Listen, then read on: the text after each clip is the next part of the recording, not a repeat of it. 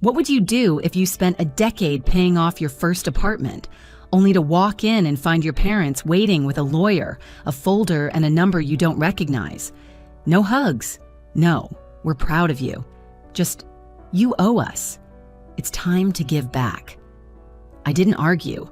I didn't cry. I just walked to my room and started collecting everything they didn't know I still controlled. By the time they came for me again, the locks had changed. That morning, I made the final mortgage payment on my apartment. It wasn't a mansion, just a quiet one-bedroom condo with a small balcony that caught the morning light. But to me, it was a fortress, a sanctuary, a lifetime carved out from sweat-skipped coffees, secondhand coats, and years of saying no to what everyone else took for granted. I'm a software engineer, 28. I speak fluent Python and C++. I live by systems, rules, logic. The world makes sense in code, black and white, no gaslighting, no you misunderstood, unlike people. That morning at work, we had just finished a massive upgrade on the back end. Everyone was laughing, ordering coffee, breathing for the first time in weeks. I slipped out early before the sun dipped. Driving home, the city looked softer than usual. I felt something rare relief, not joy, not celebration, just the slow, quiet exhale of someone who's been holding everything in for far too long. When I opened the door to my apartment, it smelled like fresh paint and a new chapter. I tossed my keys into the ceramic bowl by the door, my tiny, victorious ritual. I remember standing there for a second, still in my coat, staring at the boxes I hadn't fully unpacked. I whispered to myself, "You did it, Ellie. That's me, Ellie Nguyen. I didn't throw a party. Didn't pop champagne." I ordered a greasy pepperoni pizza and a bottle of ginger ale. Sat on the hardwood floor, back against the wall pizza box open, scrolling my phone. That's when the intercom buzzed. It was a mail carrier, certified letter, needed a signature. I assumed it was something about the property deed. I ran down barefoot, signed the electronic pad, and took the heavy, stiff envelope upstairs. It looked like something from a bank or a court. Still chewing a slice, I opened it. Letterhead, Willix, Crane and Associates. Never heard of them. Then the first line stopped my breath. On behalf of our clients, Mr. and Mrs. Allen and Tuyet Nguyen, my parents. I froze, my thumb still pressed to the corner of the paper. The pizza suddenly tasted like cardboard. I kept reading. The legal phrases hit like fists. Breach of verbal agreement. Unjust enrichment. Demand for repayment of Parent Plus loans, the total $154, $212, plus interest. I felt the blood drain from my face. Then came the kicker: failure to arrange repayment within 30 days will result in wage garnishment and legal lien on current property. They were coming for my salary, my apartment, the very life I built from zero, from ramen noodles and broken shoes and working 2 jobs in college. I stared at the letter so long the room around it disappeared. I didn't cry, but my hands trembled. Because this wasn't some phishing scam. This was real, formal, calculated. My parents weren't confused. They'd lawyered up, filed paperwork, planned this. They didn't even call me. They sent a law firm. And the irony that morning, I stood in my kitchen and told myself I was finally free. But freedom apparently was never mine to claim. I sat there for hours. The pizza went cold, the ginger ale warm. The silence of my apartment stopped being peaceful. It became suffocating. And slowly a thought started digging its claws into the edges of my mind. Wait, the Stanford letter, the full scholarship, the one they told me I didn't get, that I'd only received partial aid and we couldn't afford it. I remembered the kitchen table, the yellow notepad, my dad crunching made-up numbers, my mom's soft voice saying, "We just want what's best for you." I believed them. I gave up my dream school and went to state. I worked 30-plus hours a week. I studied through migraines. I slept in my childhood bed while my brother got dorm parties and study abroad programs. And now they were suing me for that A debt built on a decision they forced me into. A sharp, nauseating wave of clarity washed over me. This wasn't a mistake. This was the first shot in a war they'd been planning for years, and it was time I stopped being the understanding daughter and started being their equal. Part 2, English. I used to think that if I was quiet enough, good enough, low maintenance enough, things would work out. No one ever tells you. When you're the easy daughter, people assume you need nothing. I was that daughter.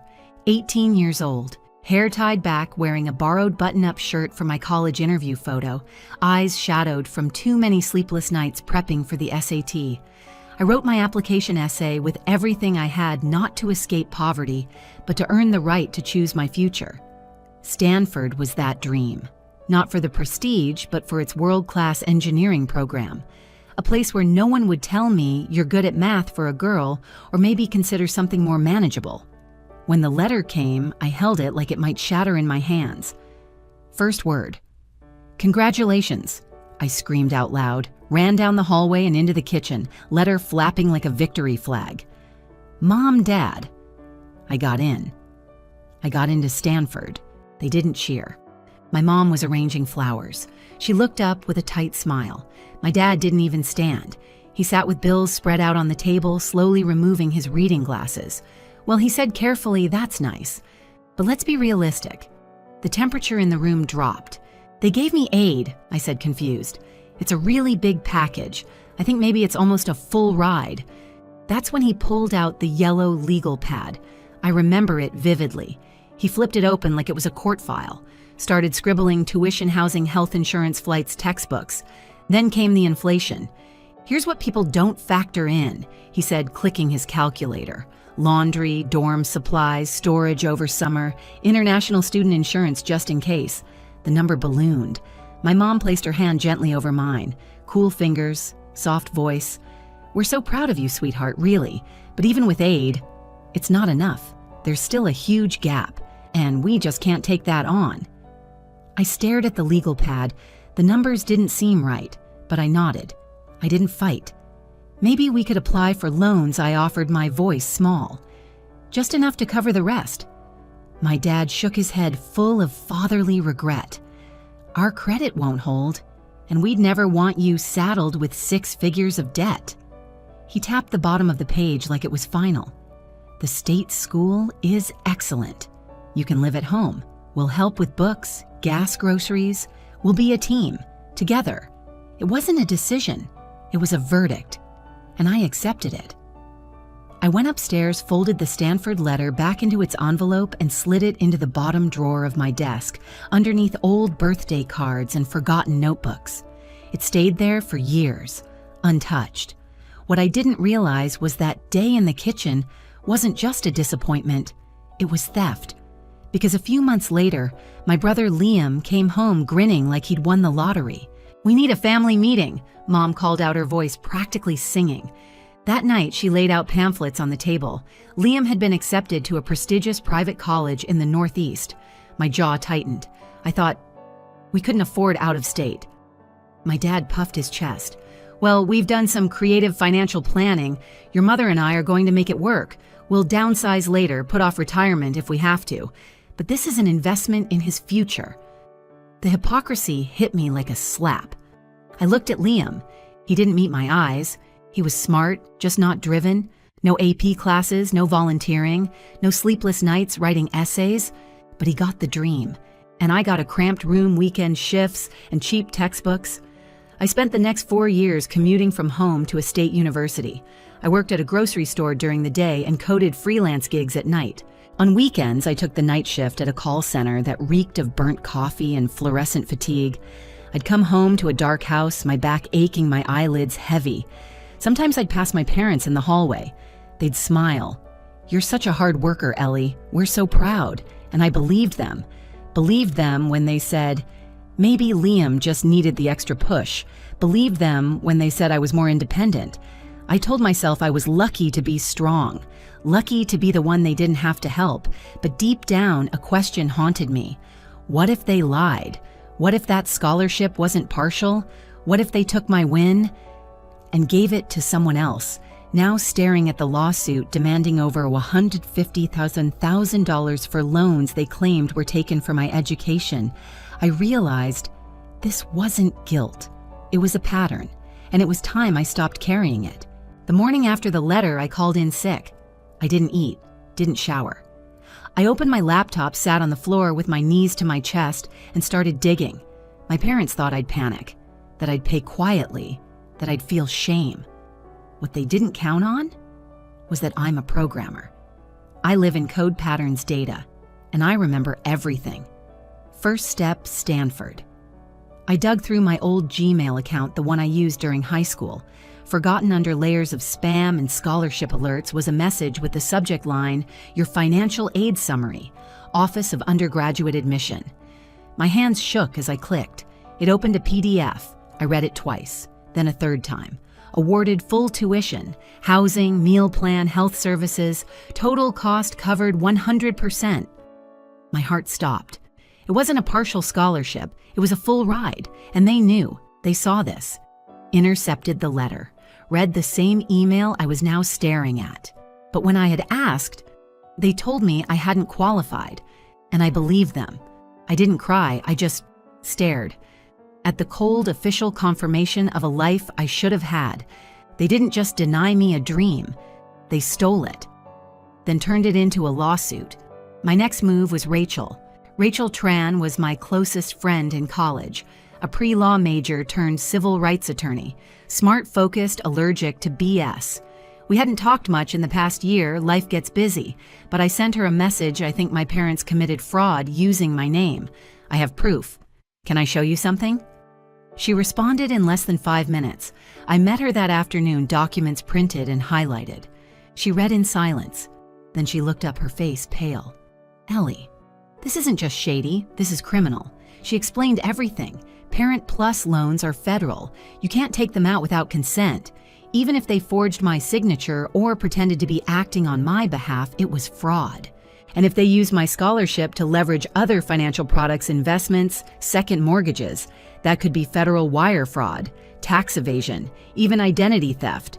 We drafted a formal response to the lawsuit. Then Rachel gave me a mission, find out what else they used my name for. So I started digging. First, I requested my financial aid history from the Department of Education.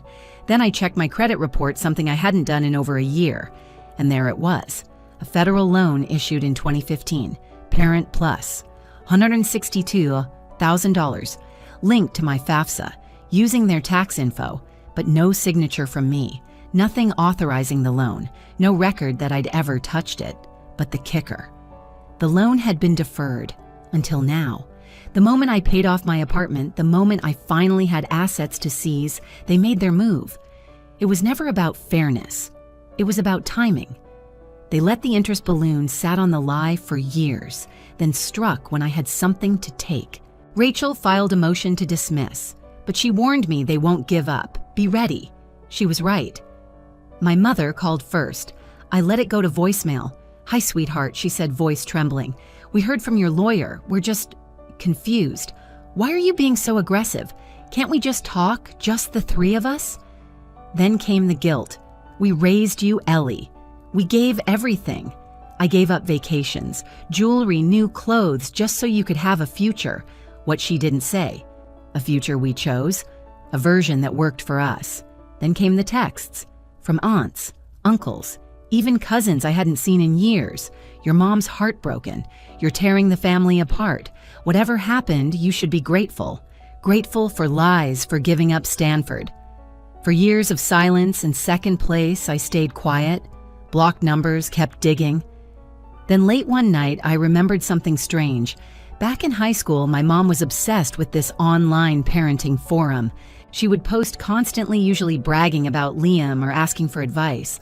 The site was old, outdated. I hadn't thought about it in years. But what if she posted about me? I searched the forum name. It was still online, barely. Broken links, ancient design, but the archives still viewable.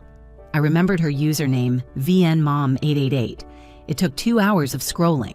Then I found it, a post from April 2015, titled "Parenting Dilemma, Use Full Ride for One Kid or Support Both Equally." She wrote, "Our daughter just got a full ride to Stanford, but our son is struggling. He'll need more support. It's tempting to redirect some of her financial aid potential toward the family's bigger picture. We're debating taking a loan under her FAFSA while encouraging her to stay closer to home. Is that unethical? or just realistic parenting? My stomach turned. I saved the post, archived the link, screenshot, timestamp, everything. This wasn't a misunderstanding. This was premeditated. They had the full scholarship. They saw the opportunity, and they chose to take it. I sent it all to Rachel. She didn't reply immediately, but 2 hours later, she messaged me one line.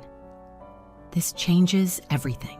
At first, I thought the worst was behind me. The scholarship proof, the archived forum, post the fraudulent loan record, we had facts. We had leverage. But truth doesn't always win by itself, not in families like mine, because the next battle wasn't legal, it was emotional, and it started with a group text. Family dinner, Sunday, 6 p.m. Everyone expected, no excuses. It was from my dad. I hadn't heard his voice in weeks, but the message was sharp, cold, like I was a soldier who'd gone rogue, not a daughter who'd been wronged. I didn't reply. That Sunday, while they sat around the table clinking chopsticks and passing judgment, I ordered takeout and stayed home. The next morning, I woke up to 37 missed messages, screenshots, photos. One from a cousin holding a plate of spring rolls with the caption, "Too bad Ellie couldn't make it. Maybe next time she won't bring a lawyer." Another, a blurry selfie of my parents, smiling tight smiles with the words, "Love wins, blood is thicker." It was theater. I scrolled numb until I found the worst one, a Facebook post, public, from my mother. "Sometimes the children you sacrifice everything for turn around and treat you like enemies, but we still pray for healing. We still love." Hundreds of likes. Comments from church friends, neighbors, old co-workers. "You raised them too well. Such a shame the younger generation has no respect. You're saints for staying graceful." I didn't know what stung more, the manipulation or how easily people bought it. Rachel told me to stay silent. They're trying to provoke a reaction, she warned. Don't give them a quote they can twist. So I did nothing but silence. It doesn't feel like strength. It feels like surrender. Until one day I got a call from my old piano teacher, Miss Kim. She was in her 70s, gentle voice always smelled like jasmine and peppermint tea.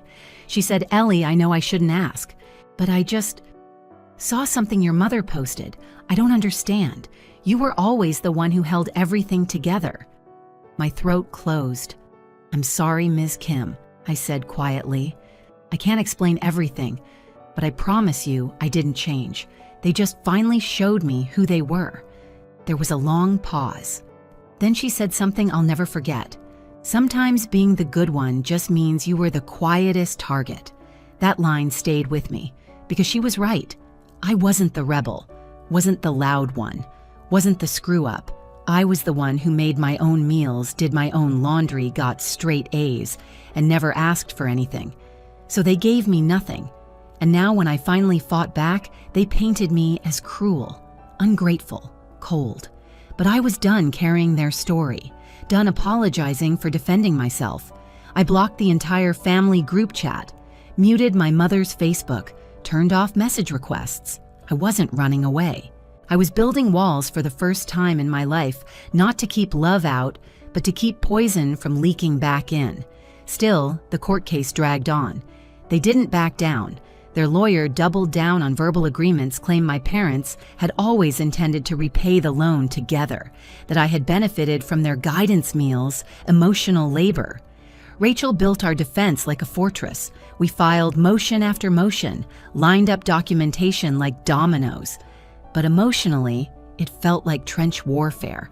Every move I made, they fired back. Emails from relatives, phone calls from people I hadn't spoken to in years. Just talk to them. They're still your parents. They're getting old. Do you really want them to die thinking you hate them? What no one asked was, did they ever worry what it would do to me? How it felt to wake up in a life they stole, then sued me for? How it felt to eat dinner alone in an apartment they tried to take? There were nights I sat on the floor staring at blank walls, asking myself, is it worth it? Wouldn't it be easier to just let them win, pay something, settle, get peace back? But then I'd remember Stanford, the letter, the full ride, the life they ripped away with a soft smile and forged numbers. I didn't want revenge. I wanted my name back, my voice, my dignity, my freedom. They weren't going to give it to me, so I kept fighting, not with rage, but with truth. With every file we uncovered, every call to the Department of Ed, every old email we dug up that contradicted their claims, until finally Rachel looked at me and said, "We have enough." And I believed her. For the first time in a long time, I believed I might win. Court was quiet, not the dramatic courtroom drama you see on Netflix. No slamming gavels, no shouting matches, just fluorescent lights, stale carpet, and legalese spoken like a second language no one enjoys. My parents sat on the opposite side of the aisle, my dad in his stiff gray suit, my mom clutching a pale pink handbag like a baby. Neither of them looked at me. I didn't expect them to. The judge asked questions. Their lawyer painted a careful narrative. The defendants were under the impression that the financial aid did not fully cover the cost of education. They applied for a Parent Plus loan as a family strategy. They expected mutual understanding and repayment. I didn't flinch. I didn't speak. Rachel stood composed as ever. She walked the judge through our evidence like a symphony. The original Stanford letter, the financial aid PDF, screenshots of my untouched FAFSA portal, loan documents showing my name but no signature, the forum post. Yes, the one my mother wrote under the username VNMom8888. It was our crown jewel. Rachel didn't just print it, she submitted metadata logs proving the post date, IP address, and email linked to the account. She even projected the forum post onto the screen. My mother paled. My father's jaw tightened. The courtroom was still every creak of a chair suddenly louder than breath. The judge read the post out loud. Our daughter just got a full ride to Stanford, tempted to redirect some of her financial aid potential for the family's bigger picture. He stopped, looked over his glasses at my parents, then he looked at me. "Ellie," he said, "did you ever consent to any financial arrangement with your parents regarding your education? No, Your Honor. Did you receive any funds from this Parent Plus loan?" "No, Your Honor," Rachel added quietly. "All the loan disbursements went to an account under the father's name, none to Ellie. She has no access to those funds and never did." The silence that followed was heavier than any argument. Even the opposing counsel looked strained. Then from the other side of the courtroom, a voice cracked. My brother, Liam. He stood suddenly, hands clenched, face red. "I told you not to go this far," he snapped at our father. "You said she'd fold, that it wouldn't go to court." Gasps. Whispers. Even the bailiff blinked. The judge tapped his gavel once. "Please control your witness." But Liam wasn't done. "She never even knew you used her name. You told me she turned it down, that she didn't want Stanford. I believed you." I turned to him, stunned. His voice softened shame, dragging it down. "I didn't know until the lawsuit. I saw the emails, the aid letter. You lied to both of us." My mom's lips parted, but no sound came. The judge called a recess. Rachel leaned over and whispered, "That's it. That's the crack we needed."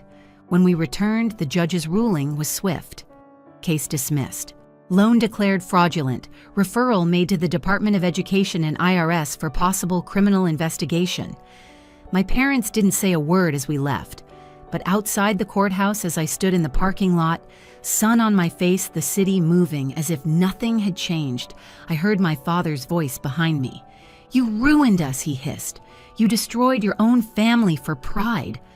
I turned, not angrily, not with fire, just calm.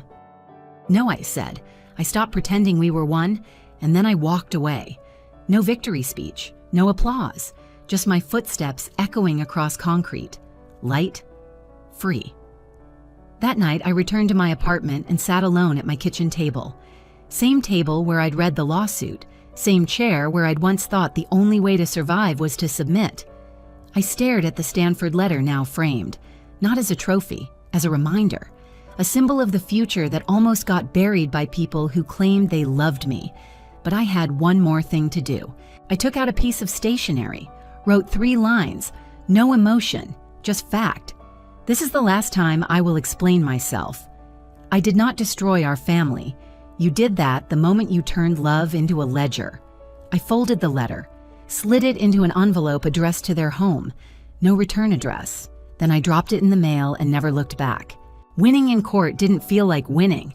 It felt like standing in the ruins of something you never asked to destroy, only to realize you'd been living in a collapsed building all along.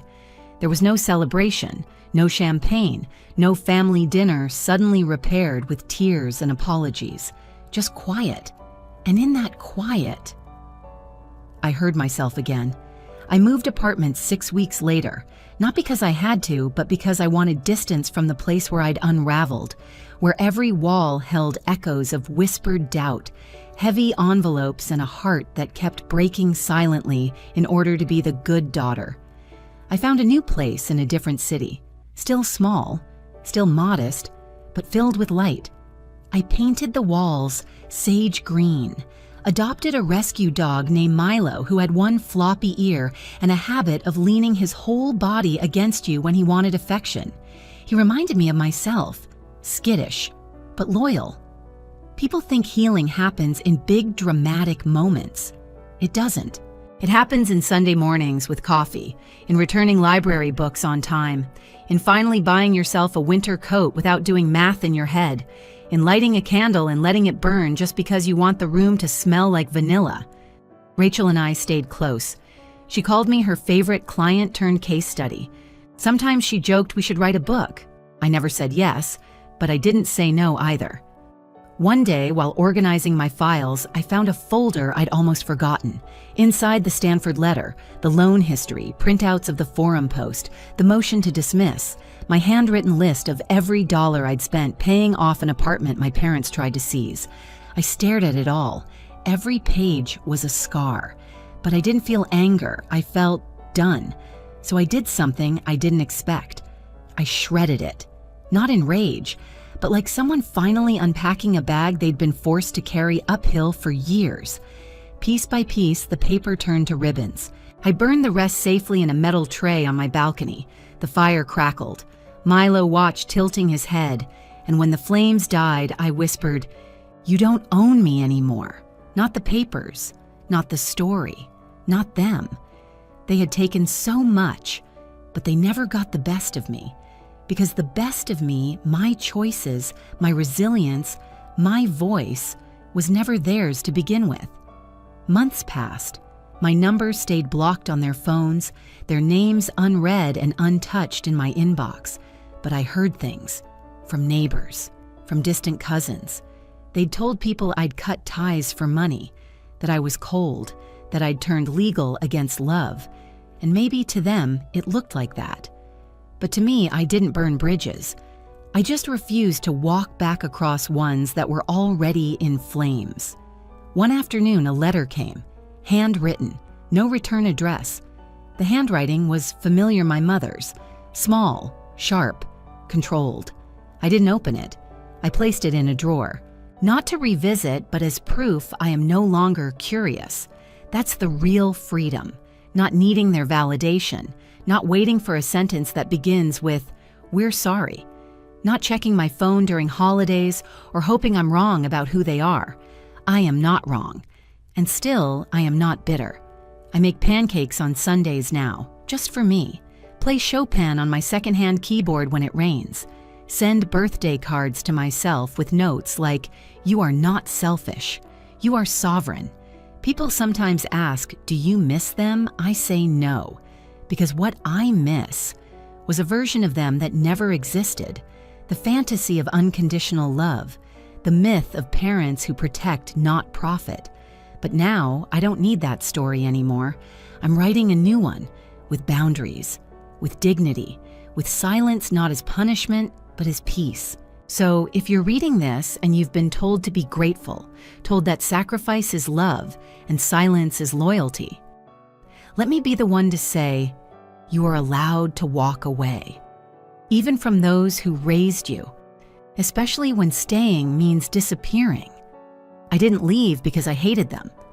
I left because I loved myself more. And that is not betrayal. That is survival.